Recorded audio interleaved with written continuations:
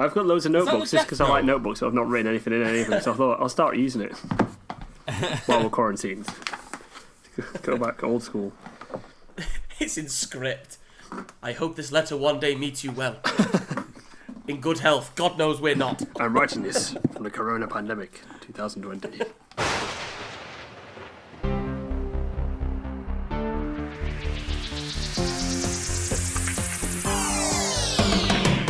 Hey everyone, and welcome back to the Real Film Podcast, the podcast that chats about films, TV and games. In this series we're chatting all about the From Software series of games, so your Bloodborne, your Dark Souls, your Sekiro.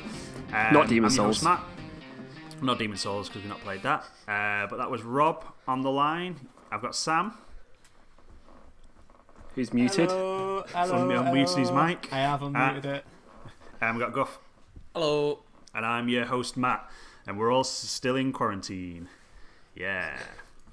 So yeah, in the first episode we chatted about kind of the story around Dark Souls, a bit of like the mythology. We kind of went into quite in depth. Dark Souls obviously spans 3 games, even though we're not really going to talk about Dark Souls 2. We felt we needed to split this into 2 episodes just to cover how much we absolutely love Dark Souls. So yeah, should we get into it? Yeah. Yeah. Yeah.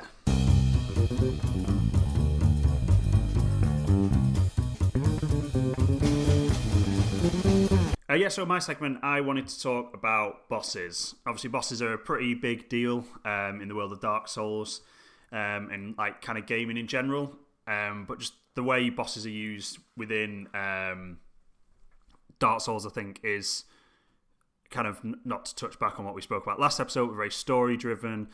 They are the story rather than in some games, you just kind of like get to a boss fight and it's kind of a boss fight just because they kind of go, well, we need you to fight a big thing now.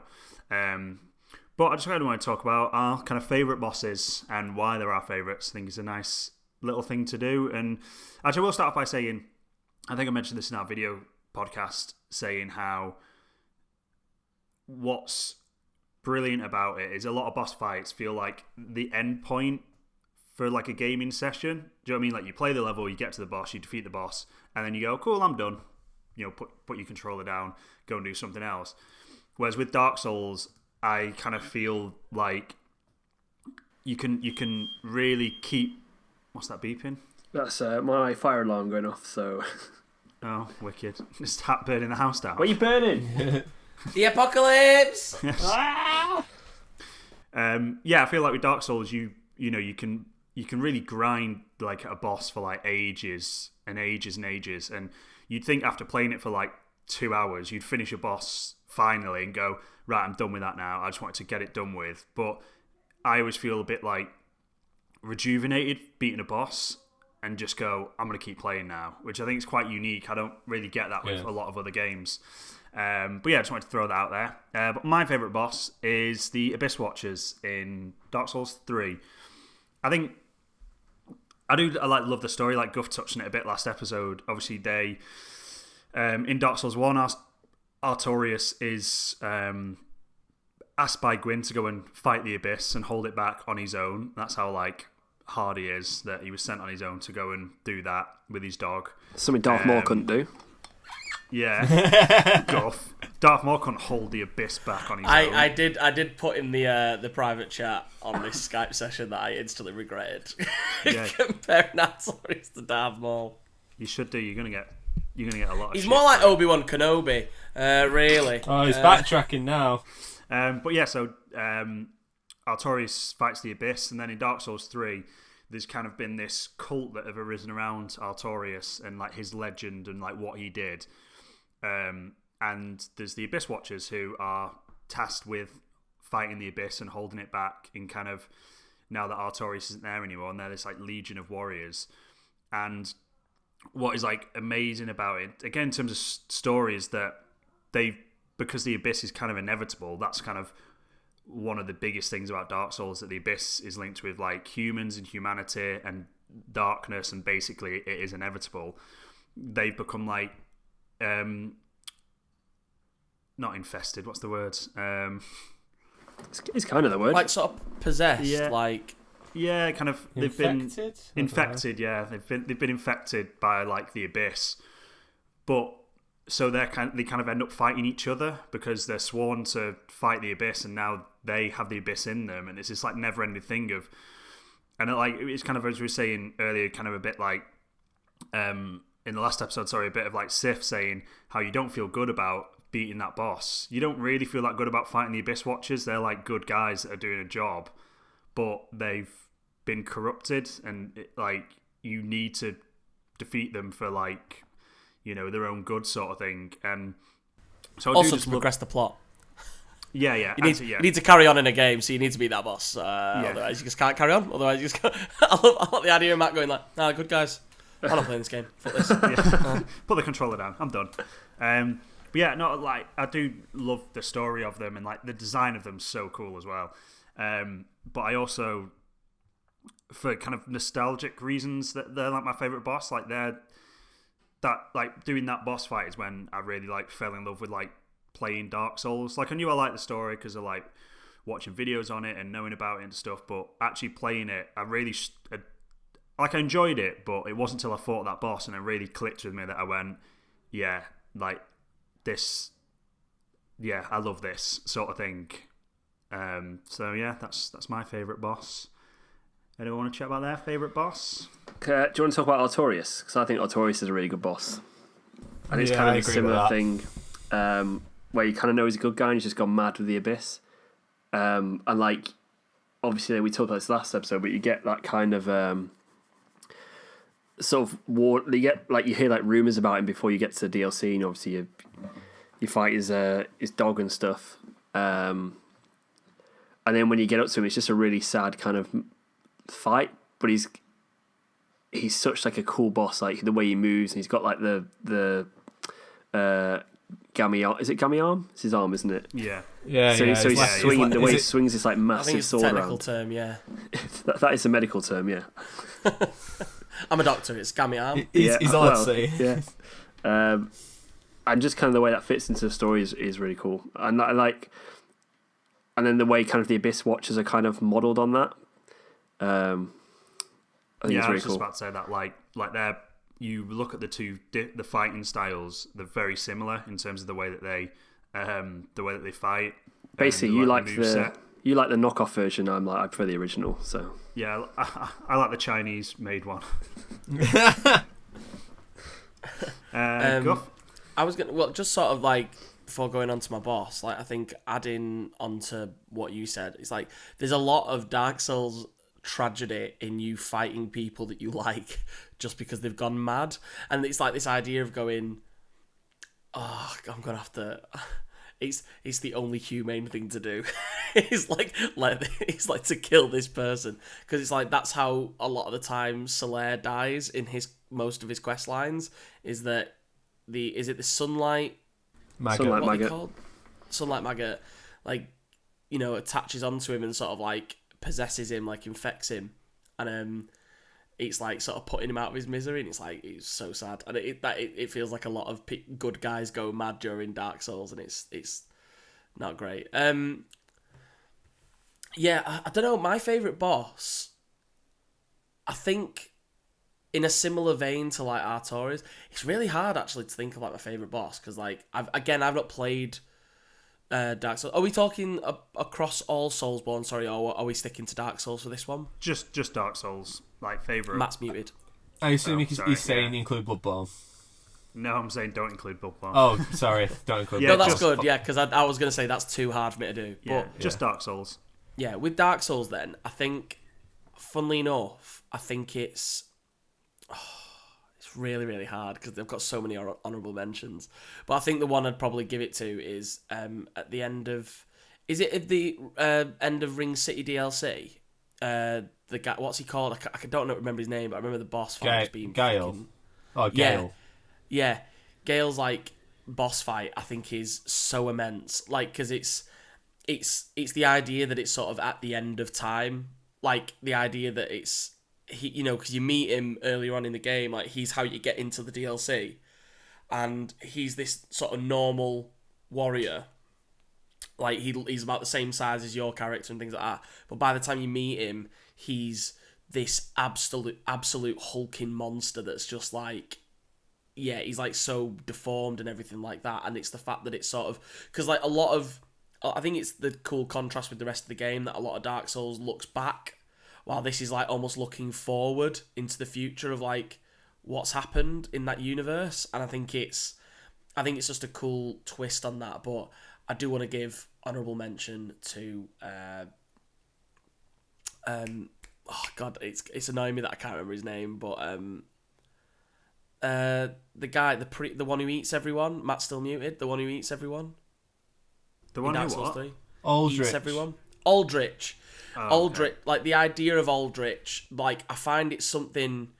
I think he's like in some ways the scariest, because like it's this idea that this is some guy who was like a fanatic who believed eating people gave him power, and the fact that it's like that thing of Pontiff locked him in a room with a god and he ate the god, and it was like because he'd become this sort of sludging monster, and like this whole thing of just deformity, and I think it's like really sort of gruesome and like horrifying at the same time, like this all-consuming creature that's just hungry all the time, and then becoming this like powerful sort of entity in that universe. Like I think that's really cool, like lore-wise and stuff. It's like, oh, me after 4 days of quarantine, am I right? I've got so many empty packets of crisps around me. Yeah. And beer cans, you've got a problem, mate. Beer cans. I'm Aldrich, mate. If I drink the beer, it gives me its power. Sam, have you got... Yeah, sorry, Rob, did you just want to add something there? It looked like you were... No, he's just eating potato waffles. Okay. I mean, I wish I was eating potato waffles, so I am jealous of that. But not to step... I mean, This is a man with a say... PhD, sorry. Man with PhD eats potato waffles on...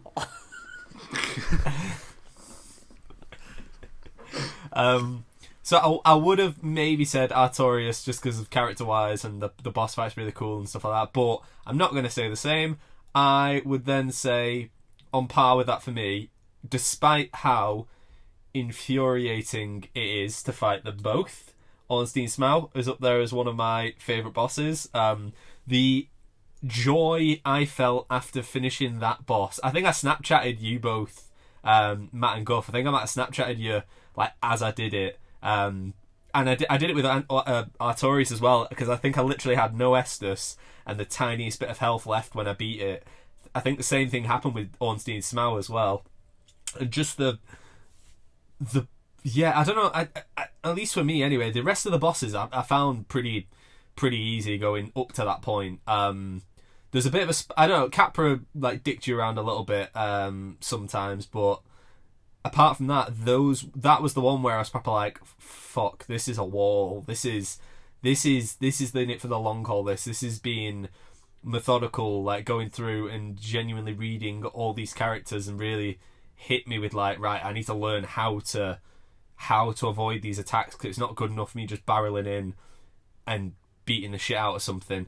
Because then if I wanted to go back and upgrade anything, because you can't warp at that point, you've got to walk through the entirety of Analondo, back down through Sen's Fortress, and all that. So it was to that point where I was like, right, fuck it, I'm not doing all that. It's too much effort. Let's just grind it out and see what we can get. So I really like just you get little to no relationship of those two leading up to that point. It's literally just you're going into this big room. You can see some statues in the background of Gwyn and Guinevere and stuff like that. And here's these two guards that just have become this huge part of, like, at least I know in the fandom, like, the people seem to really dig them, and yeah, no, it does just, yeah, fits in nicely. I like those two. Honestly, and Smell, you little bastards. Go on, go. Sorry, I was going to say, I think it sums up Dark Souls at its finest, and like the difficulty spike, because it's like the fact of, I don't know if that's the first boss you fight with two people at once, but the fact that it is just this, it is this unrelenting boss. Like, that's the thing of just being like, oh, for God's sake. I feel like in the two of them. in the first game, that I think is the first time you do it. Yeah. I think it sums up Dark Souls at its finest, just being like, we're here to fuck you up. Like, we're gonna make you work for this. And I remember sort of seeing an article a while ago that was like bosses, and it was like the idea of what they were there for originally in like games, and it was to sort of, because if you're playing like, I don't know, Mario, and you can just jump through the level, you don't necessarily have to collect anything, you can just go and shoot through it. Or the same with like the Castlevania games, you could just like side scrollers, you just run through it, get to the boss.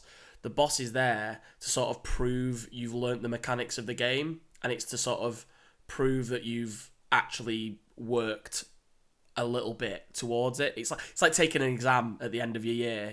The boss is sort of that, and it's like the fact that Dark Souls brings that back to games a lot more. I think of being like, you have to know. I mean, we'll touch upon it later, I imagine, when we look at Sekiro. But Sekiro has like so many game mechanics, and it's like the bosses are there to make you go, do you know them? Because you're gonna fucking have to know them, otherwise you ain't getting past this grey fog wall and onto the next bit, which I think's mint. I think that's amazing.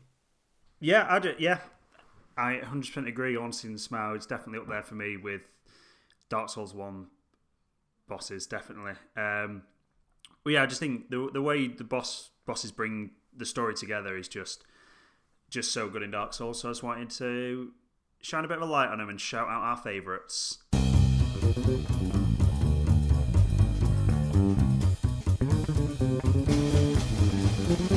Okay, so my section that I'm wanting to talk about now, more in the... to be fair, it's probably not too focused on the in-game mechanics of stuff. It's more kind of the effect it's had in like wider pop culture and things like that. But it's this whole idea of git good that came from from Dark Souls 1, really. Like, I mean, I was actually having a look back on the origins of git good. I think someone mentioned it early on a Reddit page for, I want to say it's like Metal Gear something in like 2009, and then following that, the main time it sort of picked up is through Dark Souls 1. The community's talking about all the bosses and stuff on Reddit, and just so this wider application of like, it's not just it almost builds up like a camaraderie with the community that's out there. This git good that people used at the time of saying how like it just went across a lot of like pop culture, and how this game had such a big influence going forward. It in itself is just it's been repeated over and over again with certain things coming from these games. Like, I was going to talk about the whole "you died" thing, which found its way into memes a little more recently than the getting good part, but getting good, it has kind of been bastardized with how it's used now, which is why we'd never really use it in a serious context. But at the time, I feel like it was just a fun, sort of pure way that the community could kind of interact with each other. Obviously, linking into the "You Died" thing as well. Like, there is a book called "You Died," which is like, oh right, okay, no worries then. Like almost like the memoirs of a load of journalists that played it before it was like out and stuff like that. And a lot of that, what they say, is boiling down to just like getting good at it and stuff like that. And as you say, it kind of has been corrupted a little bit. Like, the get good stuff, is kind of a way for people to like look down on other people. Go, oh, I'm struggling with this boss, and rather than helping them, they're just like, oh, get good. And it's like, which kind of goes against what most of the Dark Souls community is about, which is helping each other and supporting each other and going, hi, like, I'm struggling on the gargoyles, and someone going, hey, summon me in, or going, well, have you tried this trick, or have you tried this weapon or this buff to like take them down? So even though it is like a thing of, it probably started out as quite like a fun thing, it's now used kind of in quite a negative way for like Dark Souls elitist people to look down on people that are trying to play the game. And it's weird, it's almost like them going, yeah, if you're not good enough for it, you can't be involved in our like little community sort of thing. You've just got to get better at it, which I think is quite negative. I was going to kind of add to that and say, like, there's a mechanic built into the game to help you with that, and it's summoning. And everyone's favourite NPC is Solaire, who is the character who gives you the item which allows you to be summoned into other people's worlds. It's like the game's built it in. The game's there to help you kind of to help you get past bits that are hard. And I think that adds to the story. And a lot of people seem to think that, you know, it's like, even with like Prepare to Try, they said we're doing a no summon run. We're not summoning. And I think that takes away that, like, for me, that takes away from the story and from the whole point of the game, really. But yeah, it's kind of that toxic kind of don't summon because if you summon, you're not good enough sort of thing is a bit stupid. Yeah, because Go on. Sorry, I didn't have my hand up. My bad. But like, no, I mean, but like, you get that in every game. Like, I think that's the thing that comes with just gaming. It's like, I remember there was this whole thing of like Call of Duty back in the day where, you know, it's called the noob tube, and it's just a launcher, and it's like it's a weapon in the game that is there. It's available. It is. You know, it's there for the challenge. And it's sort of like that thing of being like, no, it's cheating. It's like spamming a button, and it's like, and like that can be annoying. I get it, but it's like they are game mechanics that are there to sort of for a reason. And yeah, I don't know. There's that whole culture of being like, you shouldn't do, you know, if you do this, you're not a real gamer, or you're not a real sort of, you're not very good at the game because you're almost cheating. And it's like, but they aren't cheats. Like, there are cheats and mods for games that exist, and you're not doing that. And it's like, you are just taking advantage of stuff that the game gives you and that are built into the game. So I think it's just sort of this culture that's in every game. But yeah, definitely with Dark Souls, it's already a challenging game, so you can sort of see where that comes from. But yeah, because I was just going to say, I enjoy the challenge of fighting the bosses and like trying to beat a boss like on my own. But then I do so I don't generally do the get real life summons in. Like, I don't tend to do that. But what I do like some of the NPC ones, like, you know, with Solaire and stuff like that, because I'm like, that does add to the story. Because I'm there more for the story than the difficulty. But then I do like the reward of beating a boss, like a difficult boss, like on my own. Like, that is pretty rewarding. But then the thing is that the whole get good thing does take away from people that just want to be there for the story. And as you say, there's getting good, but there's also mechanics built in the game, as you said, to like make it easier for you, you know, because you could just grind a load of souls and level up to a point where you're strong, like you only need to hit something a few times to kill it. Do you know what I mean? And that's not cheating, because that's like a mechanic in the game. That's how the game's built. It's how it's designed. Or use magic. Or use magic, yeah. Like, at its essence, it's a tough game, but you can make it easier, and it's not cheating to make it easy for yourself by either summoning or leveling yourself up when you're finding something really hard. I find the aspect of like leveling up, though, you don't do nothing to do that. Like, do you know what I mean? Like, that's not, you're working hard. You might not be like you might not be working hard at a boss and going, all right, well, I'm learning his moveset. Like, I'm not like grinding at this boss and like repeating it over and over again until you know it quite well.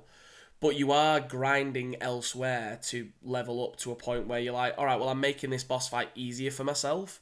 And like, I don't see why that should be frowned upon. Like, if you're someone who, like, because, you know, I think there's elements of games, like, if you're someone who grinds really hard to have these spells that can just rinse a boss in like a hit or two, fine, you've worked hard elsewhere in the game to earn that, and like, it's a different approach to playing that game, but I don't see why it's like maybe looked down upon by someone else. But the same way of like, if you go in and you've got like a low level weapon and you're the kind of player that loves to be like, all right, I'm a really low level and I'm going to go on a boss run and just chip away at this boss, and you could be in that boss fight for an hour just hitting the ankles of this giant boss with like this really poor weapon. Fair play. Like, it is just a different way of playing that game, and like, I think no matter the approach, I don't think that game allows you to not get good in other areas to actually get it. I don't think you can't cheat Dark Souls unless you find a way of actually modding it. You can't cheat it. Like, you have to work hard in some places to progress, and I think that's like the pretty cool thing about that. Definitely, yeah. Anything else, anyone? Sorry, I realise this is my segment, and I just got distracted fighting one one of Gwyn's nights. Oh yeah, can we just discuss how the fact that Sam keeps just going back to his Switch? I mean, admittedly, he is playing Dark Souls 1, but fuck. This is like being at a dinner table and your mate just texting. I'm like, Gwyn more important, is he? Who is she? He's been. Oh right, I'm falling now. Okay, yeah. Where am I? Is this Where good? Is this good? I need to get away. So I can finish the segment. But no, so deep. If anything, I'm throwing myself in the deep end, trying to get good and to fit in with the segment. So I live by my art. No way. That is absolute bollocks. You've just winged that, mate. And we're not buying what you're selling, mate. No.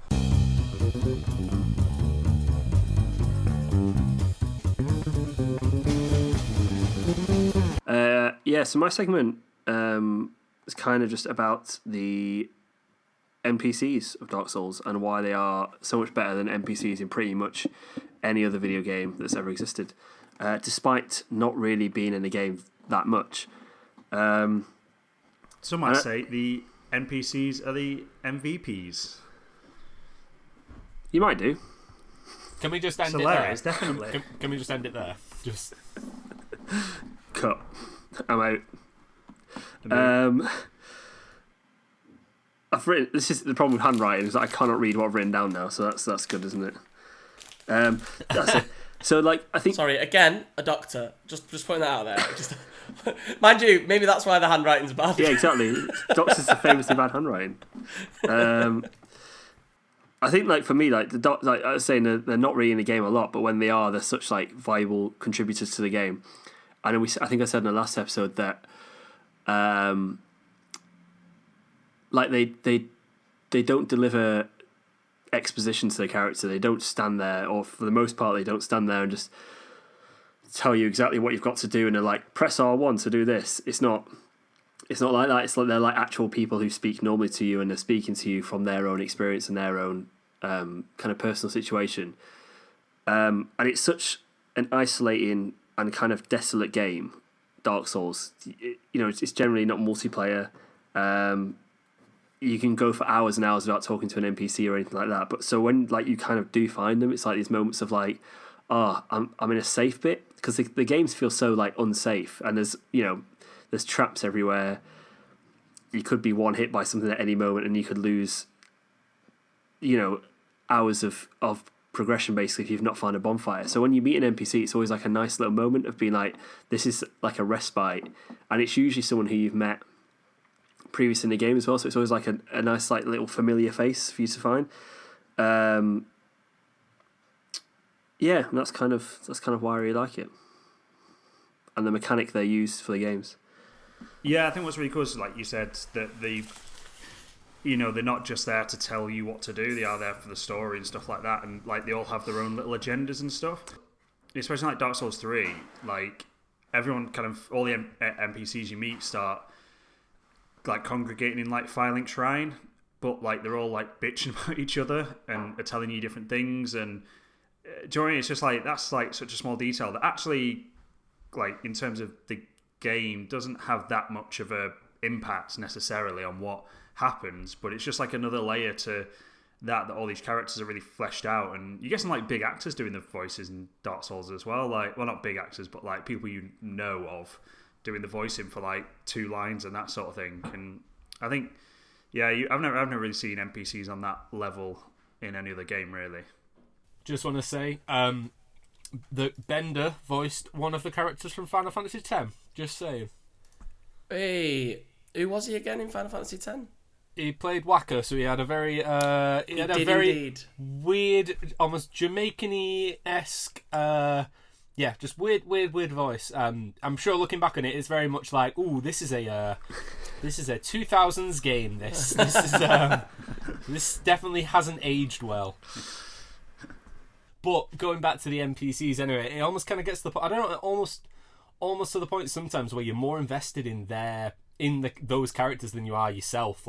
I've probably had times where I've been playing these games and what I'm kind of doing, it's not for me to get something out of it. It's more I just want to see where these characters go and where they end up. I know, like, one of the playthroughs I actually did the whole Onion Knight and saving Onion Knight and stuff like that. And I mean, have you guys played through where his story actually ends up?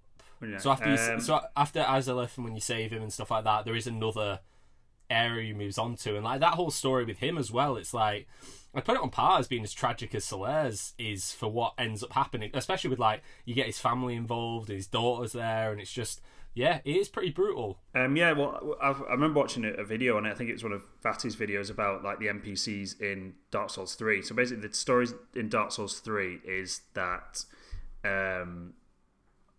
there's been so many cycles of like the fire being kept going by all these different like Lords of Cinder, and essentially it's going out, and like one last time it needs to be, you need to get it going again, but you're just kind of a normal person. But to do that, you need to go and get the souls of all these people that have linked the flame before, and like bring them all together so that they can be used to like start the cycle again. And it's really interesting that the NPCs, I can't remember all of them, but each of them have like the Lord of Cinder that they're kind of hunting. Yeah. So you've got like what's she called? Henri. Henri's with Aldrich. Like, is she? Aldrich, yeah. She's like, or is she Pontiff? No, she's Pontiff. Sorry, yeah, you're somewhere in for Pontiff, yeah. Because then obviously the Onion Knight's down for Yorm. Yeah. Who's there for the Abyss Watchers? There is the knight in Firelink Shrine. Like, you don't really summon him or anything, but there's the like crestfallen knight in Firelink Shrine for like the Abyss. So it's this kind of thing, and like your like playable character, yours is supposed to be like the princes sort of thing, but obviously you end up doing them all. But again, it's like linking back to what we said before, like people not summoning and not doing the NPCs and stuff like that. You miss out on that element of it if you don't do those kind of storylines that they're just on the same quest as you. I mean, maybe theirs isn't about linking the flame, but about like Onion Knight's is keeping a promise to his old friend that when he went mad and wouldn't link the flame anymore, he would come and kill him. And like Henri's is like a bit more personal, about I can't remember 100%, but she's got some like personal vendetta. But it's just a nice thing that you have these NPCs that are all doing different things for different reasons, but they've all got their like Lord of Cinder, and you're there as well, like helping them along the journey. You just don't get if you don't interact with them. I was just say, I think you can summon Henri and Horace. Is it her and Horace, or one of them for the deacons as well? Both. It makes sense because you meet them just before you go into the Cathedral of the Deep, where you then end up meeting. Don't you meet him like outside in there's like a dilapidated sort of bit. Is it Road of Sacrifices? Both of them. Yeah, it is, yeah. So yeah, it makes sense that you'd had some of them leading on from there. So they're obviously linked. Well, they're linked to Aldrich, aren't they? Yeah, they are linked to Aldrich, but then Pontiff's obviously like. Oh no, Pontiff's not ahead of that. Why does she come in for Pontiff then? Don't know. Yeah. Maybe it's just after, or maybe she is on the same quest as us. And just, then after Pontiff's a prick, isn't he? Pontiff. Well, yeah, Pontiff is a prick, but big prick energy. Churchy, isn't he? They're all a bit churchy. Yeah, there is a bit of nonsense. Is that what we're ending that on? Yeah, we're ending that on that. Time for a quiz. No, definitely not. That's what NPC stands for, non-C playable characters. Oh dear. Very good, yes. It's up to you, Rob, if you want to run your segment like that. I'm quite happy with that. It's done it. We ended the video cast on the word nips a few weeks ago, so it's not adverse. I like the bombshell ending. It's good.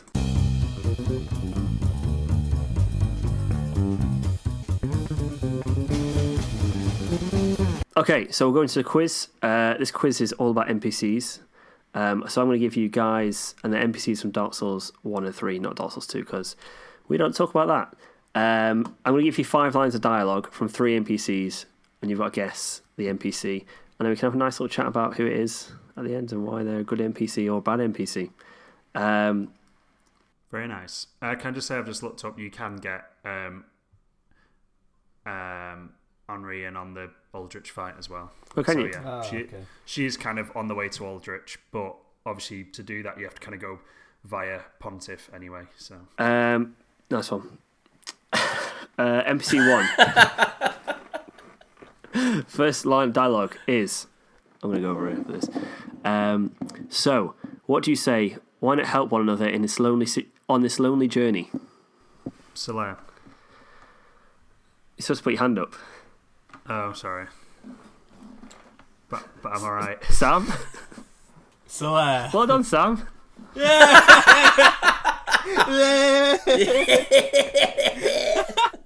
Don't play by the rules.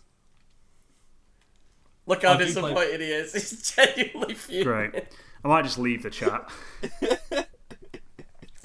To be fair, I think I just got to that bit with Solaire as well. I should have been a bit quicker than that. Well, Sam, I bet Sam was trying to raise his hand, but so just voice from the ether stopped him. So that's what I'm saying. Yeah. Deserved winner. Do you want the other lines of dialogue? Yeah. I love Solaire's dialogue. It occurs to me, what if I'm seen as a laughingstock, as a blind fool without reason?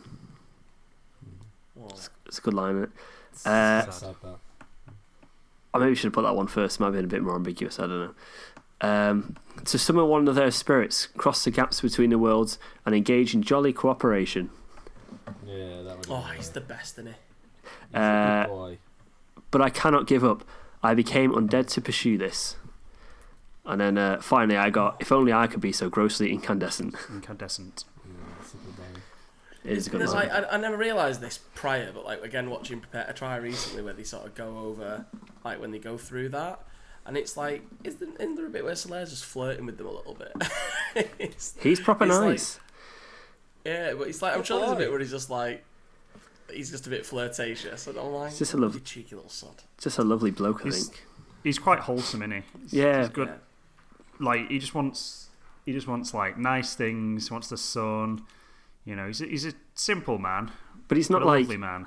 Yeah, but he's also this great sort of warrior of sunlight as well. And there's he's got ties to he has got obvious ties to Gwyn, and that's why everyone kind of thought he was Gwyn's son.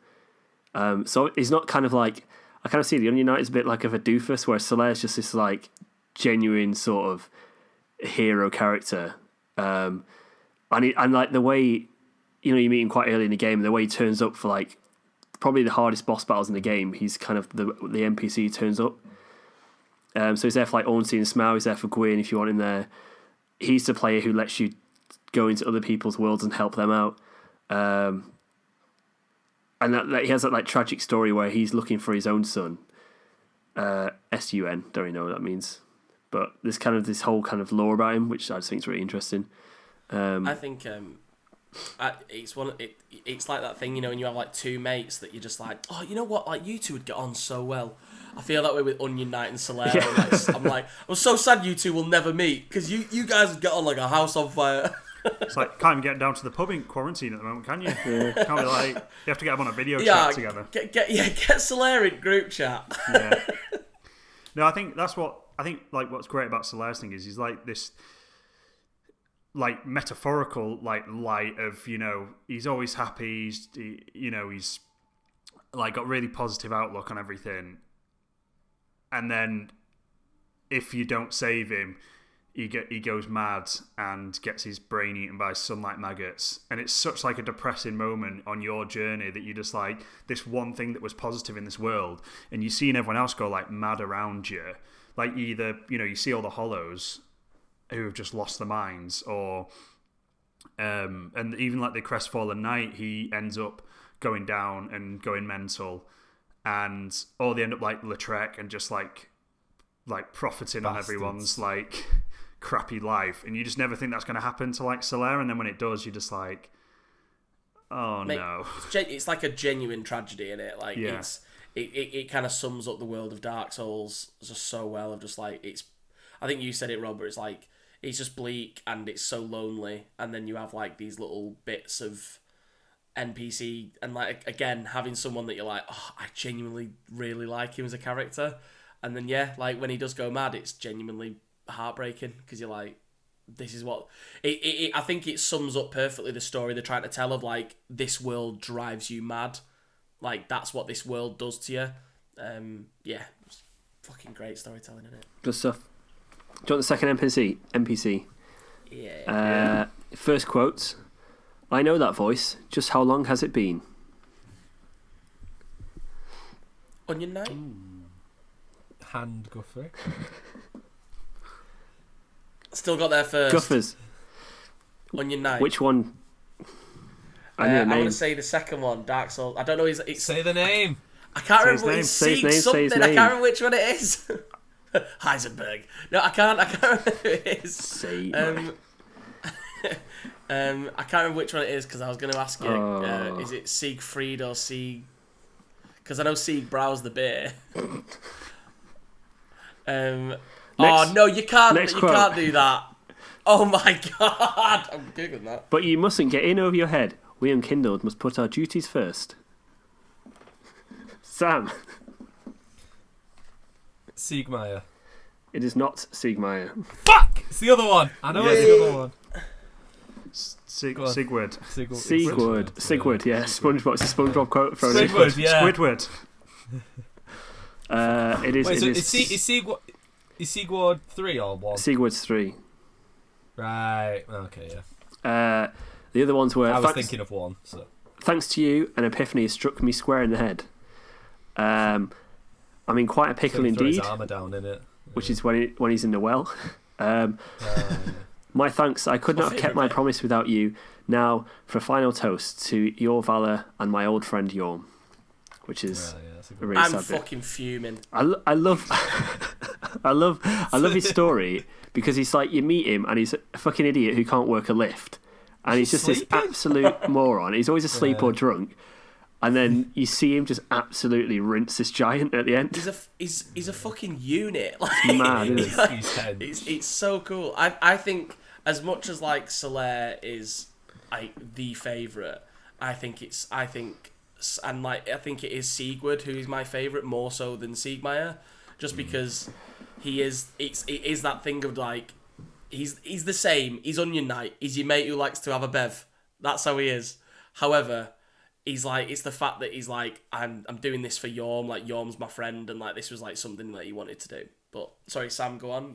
No, I was just gonna say you can't actually summon in Siegmeyer, can you? In Dark Souls 1, I feel like he's not a summonable character, is he? No, I'm not sure. No, he's not. Oh, you know what? Actually, sorry. Just going on Dark Souls 3. You know what can happen? Turns out he can die pretty easy as well. If you stab him. No. I thought like, oh yeah, because I'd obviously watched the series and prepared to try. I was like, oh yeah, I know what's going to happen. I've done his quest line. He's going to come into this, and we're just going to fucking wreck Yorm together. And we were fighting him. And I think I got clipped and killed, but I think he did as well. But I was proper like, I wasn't even bothering about Sigurd. I was there like, he's a fucking tank. He's going to rinse him, and he gets killed. I was like, well, this is shit. So I had to do it myself. I was like, fuck. Yeah, I was like, that's shit. I thought it'd be nice.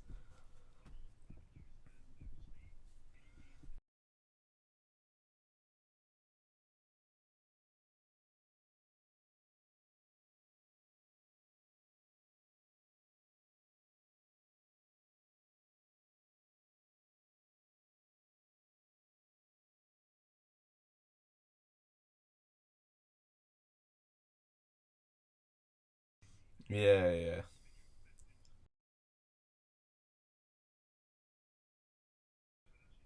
Yeah! He's top.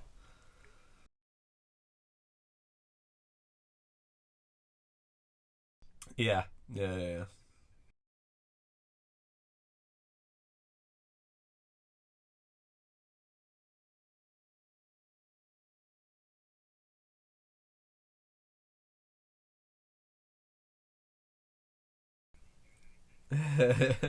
I love that he's just like, I don't like fighting. I've got this sword for one purpose because he's my mate, and I don't like using it on anything else. He's like, but if I have to, I will. But I'm not doing much. Yeah, he's very honourable, isn't he? Like, he's good. He's mate, top. but pretty sure he just offs himself though, doesn't he? After he's killed, helps you kill Yorm. Well, he kind of just dies, sits down, yeah. and then when you go back, his armor and his sword exactly. and stuff's there. So either he's running around the profane capital naked, or he's dead. Well, so like I watched a video on this, and I don't know if it was Vati or someone else, but it was like I think it was Vati, which is like if you walk away and like someone's modded it so they keep the camera on him.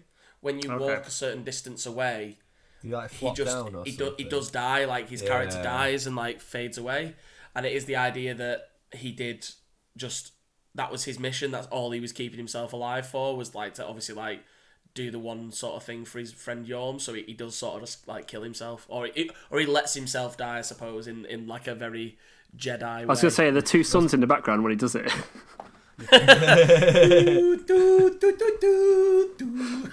Who are you? Onion Skywalker. Ray Onion. Yeah, I just love how he goes from this kind of comic kind of character to this quite tragic kind of thing where he's forced to kill his mate. I really like that kind of 180 they pull on you. He's One Punch Man, isn't he? He's this absolute unit who's quite funny. Again, loves a bev. Loves a bev. Let's go for the next NPC then. Well, you look reasonably sane. I am a Knight of Katarina. Oh, which one's this then, eh? Hands up, yeah. It was Sam, Guff, I believe. It was. Yeah, Guff. I wasn't looking. Is it Sigma? No. Oh! It's his daughter, innit? It is, but I forgot her name! Next one. I don't know what her name is. Sieg Frau. It's like brow, but with an F. Hey, don't you fucking Google that, cheat. You seem to be unkindled. Piss off. Do you have business with me? That sounds like you propositioning. Do you have business with me? Wait. Sam. Sigmaria. No. Fuck. Guff. I've got it. Sieglind? No. Be more careful. By the gods, curiosity is going to kill you, kittens. I just don't know her name. It might not be her. It's not her. No. It's not her. Nope. Who the fuck else is a Katarina now? Fourth quote. Have no fear. There's beauty in death. Besides, you're surrounded by ladies. Every man's dream, right? Are you making this up? Right. Wait. Sam. Patches. Yeah, it's Patches. Oh. It's when he does that thing when he's in the armour. Yeah. I remember that, yeah. Oh. That's Very Patches good. in Dark Souls 3. I've done you all Very right. good. Is that on all of them, though? They were all from 3, right? They were all from 3, yeah. So it's Patches. Yeah, and I yeah. thought we could just talk about Patches and how twatty Well, is. see, because I picked a cleric now, I'm wondering what's going to happen when I meet Patches. Like, I wonder what dialogue, because all the other dialogue usually is like, "Oh, are you a cleric?" and you pick no. But now I actually am one. I wonder if that's going to change Yeah, the dialogue tree that happens. Might do, yeah. I'll let you know. But What? When does he say this? You're surrounded by ladies bit. that's it's where he traps you in, where all the dead firekeepers Yeah. like jump off the, Oh, that's a the bit bit right near grim. Fire the Yeah, no. Shrine. Yeah. He's a prick. He's a grim Oh, he guy, is. isn't he? I I- fucked up his story as well in Dark Souls 3. Because you know that whole bit when you're in... Is it you're in the Cathedral of the Deep and he, like, lowers the bridge while you're on it or something? Like, that never happened to me when he's in Sieg Ward's armour. Like, I never saw that. I don't know where I just fucked it up or Such something. a prick. Johnny's sounds last like quote that I picked Yeah, go on. was, you. I should kill him. You're alive. Now, hold your horses. Let's have a nice talk about this. Little puss. I love the way he's just like, oh, sorry. Yeah, he is. Yeah, Yeah, it is. Just banter. talks a big hate talk, him. doesn't he? He does. Sorry. I wonder where he is in Sekiro. Oh, yeah, if he is. Yeah. He's like a spiner in Bloodborne, isn't he? Yeah, Yeah. he's in all the. He's in Demon Souls as well, I think. Is he Oh, into- really? Oh yeah, he's not in 2, is he? I don't think I ever... Lazy. That's all I got. Right, cool. All right, cool. I wasn't keeping sweet. score of Yay. it, but you probably won, didn't you? No, well, I think technically it depends. If Matt didn't get his point for not having his hand up, then yes. But No, he otherwise, we all got one. It's a tie, 3-way tie. Everyone's a winner. Yay. We can all go home happy. I am home. Lol, joke, roadie home because quarantine and we're not happy.